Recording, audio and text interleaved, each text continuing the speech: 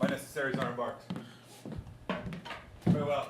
And sister, as winds give benefits and convoys assistance, do not sleep. Let me hear from you. Do you doubt that? As for Hamlet, and the trifling of his favor, hold it a fashion, like toy in blood, a violet in the youth of prime nature. Forward, not permanent. Sweet, not lasting. The perfume and supplants of a minute, no more. No more but so? Think it no more. Perhaps he loves you now. And now no soil, no coddle doth besmirch the virtue of his will. But you must fear his greatness weight. His will is not his own, for he himself is subject to his birth. He may not, as unvalued persons do, carve for himself, for on his choice depends the safety and health of this whole state, and therefore must his choice be circumscribed unto the voice and yielding of that body whereof he is the head. Then, if he says he loves you, it fits your wisdom so far to believe it, as he in his particular act and place may give his saying deed, which is no further than the main voice of Denmark is recalled. Then weigh what loss your honor may sustain, if with too great an ear you list his songs, or lose your heart, or your chaste treasure open to his unmastered importunity. Fear it, Ophelia. Fear it, dear sister. Keep you in the rear of your affection, out of the shot and danger of desire. Be wary then. Best safety lies in fear. Youth to itself rebels, though none else near. I shall the effect of this good lesson keep as watchman to my heart. But, good my brother, do not, as some ungracious pastors do, show me the steep and thorny way to heaven, whilst, like a puffed and reckless libertine, himself the primrose path of dalliance treads, and recks not his own reed. Oh, fear me not. I stay too long. Here my father comes. Double blessing is a double grace. Occasion shines upon a second leaf. Get here, laity! Aboard for shame! The wind sits in the shoulder of your sail, and you are stayed for. They're my blessing with you. Oh. And these two precepts, in my memory, look thou carriage.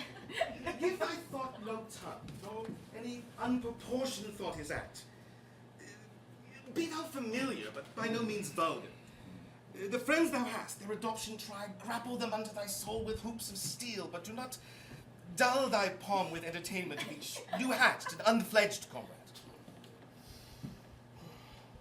But beware of entrance to a quarrel, but being in, bear it that the opposed may beware of thee. Give every man thine ear, but few thy voice. Take each man's censure, but reserve thy judgment. Costly thy habit as thy purse can buy, but not expressed in fancy. Rich, but not gaudy. For this apparel oft proclaims the man, and they in France of the best rank and station are most select and generous chief in that. Neither a borrower nor a lender be, for a loan off loses both itself and friend, and borrowing dulls the edge of husbandry. This above all, to thine own self be true, and thus it must follow as like the day, thou canst not then be false to any man. Farewell, my blessing season this in thee. Most humbly do I take my leave, my lord. The time invites you, go! Farewell. And, sister, remember well what I have said to you. 'Tis in my memory locked, and you yourself shall keep the key of it. Farewell. What is the feeling he had said to you?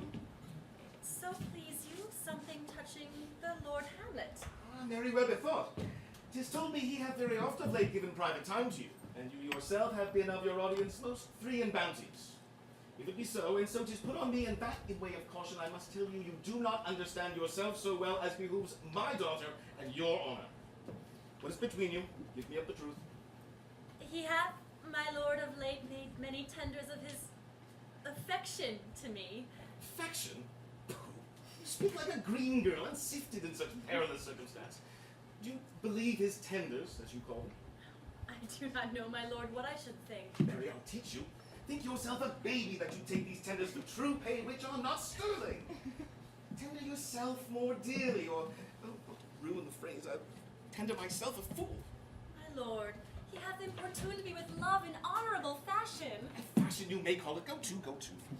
and hath given countenance to his speech, my lord, with almost all the holy vows of heaven. Aye, springes to catch woodcocks. I do know when the blood burns how prodigal the soul lends the tongue vows. These blazes, daughter, giving more light than heat, distinct in both, even in their promise as it is making.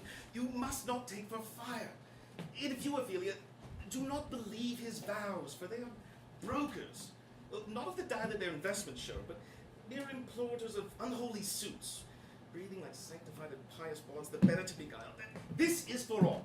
I would not, in plain terms, from this time forth, have you so slander a moment's leisure as to give word or talk with the Lord Hamlet. Look to it, I charge you. Come your ways.